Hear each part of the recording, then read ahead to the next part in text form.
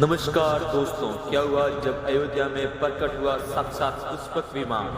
राम मंदिर में काम चल रहे मजदूरों ने जब ये नज़ारा देखा तो सभी के पैरों तले जमीन खिसक गई। 22 जनवरी प्राण प्रतिष्ठा से पूर्व अयोध्या में इतने बड़े चमत्कार का होना सभी को आश्चर्य में डाल रहा है। कुछ लोगों ने इसके साक्षात दर्शन किए हैं, जिन्होंने अपनी आंखों देखी। जो बताए उसे सुनकर आपकी भी रोंगटे खड़ी हो दौड़ जाएगी। आगे बढ़ने से पहले अगर आप एक सच्चे सनातनी हैं, प्रभु श्री राम को अपना आराध्य मानते हैं, तो इस वीडियो को लाइक करके कमेंट बॉक्स में जय श्री राम जरूर लिखें।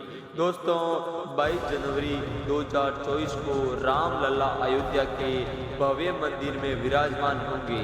इस शुभ कार्यक्रम के लिए पूरे देश में निमंत्रण बांटा जा रहा है। शहर से लेकर गांव तक घर घर अक्षत वितरण में बच्चों से लेकर बड़े तक सहयोग कर रहे हैं। यहाँ तक कि महिलाएं भी घर जाकर अक्षत और श्री राम के अयोध्या की फोटो वितरण कर रही है। अयोध्या में राम मंदिर में भगवान राम लला का प्राण प्रतिष्ठा कार्यक्रम की तैयारी तेजी से की जा रही है। इस कार्यक्रम को बेहद भव्य बनाने के लिए कोई कसर नहीं छोड़ी जा रही है। इस बीच राम मंदिर निर्माण का कार्य भी तेजी से आगे किया जा रहा है। मंदिर निर्माण में जो लक्ष्य लिया गया था उसे लगभग 25% कार्य हो चुका है।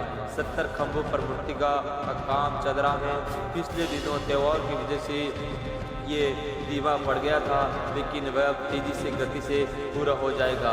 निर्माण कार्य जल्दी पूरा करने के लिए सभी मजदूर रात दिन मेहनत कर रहे हैं, लेकिन 10 जनवरी की रात कुछ ऐसा चमत्कार हुआ जिसे देखकर सभी मजदूरों के होश उठ गए।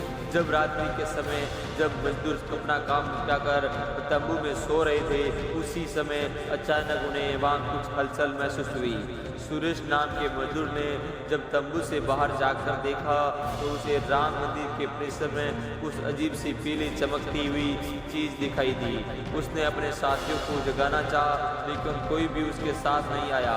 जब हिम्मत करके सुरेश जब राम मंदिर के परिसर में पहुंचा तो वहाँ का नज़ारा बहुत ही चौंकाने वाला था, क्योंकि वहाँ पर उसे एक बहुत ही दिव्य चमत्कारिक विमान दिखाई दिया, जिसका आकार मोर के समान था, जो देखने के लिए काफी सुंदर और तेज से परिपूर्ण था, जो कि राम मंदिर परिसर में पिछले क्षेत्र में उतर रहा था। लेकिन उसे विमान की नियंत्रित कौन कर रहा था वह समझ नहीं आ रहा था, क्योंकि उस विमान में इतना तेज था कि वह सामान्य आंखों से नहीं देखा जा सकता था।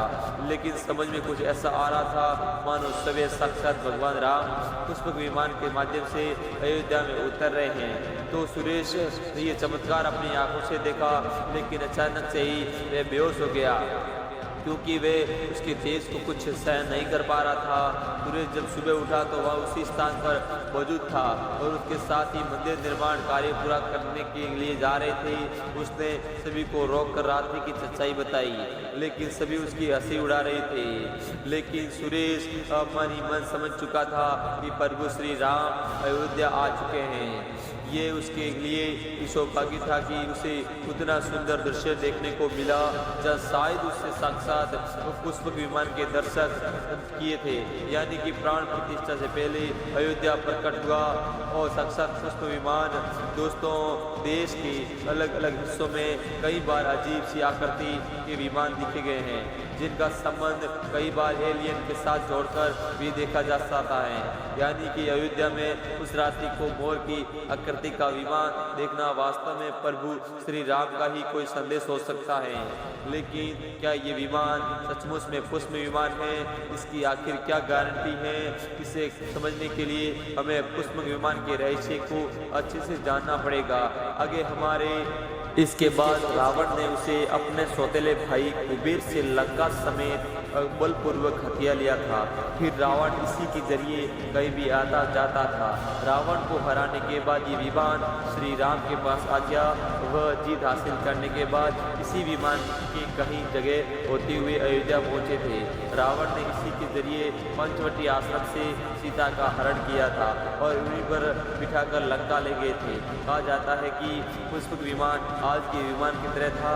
पुष्प विमान के जरिए रावण हवाई मार्ग से सफर किया करता था कि मौत के घाट उतारने के बाद उसे विमान के जरिए प्रभु श्री राम, माता सीता और लक्ष्मण लंका से अयोध्या लौटे थे। रामायण में जिस तरह से पुष्पक विमान का जिक्र मिलता है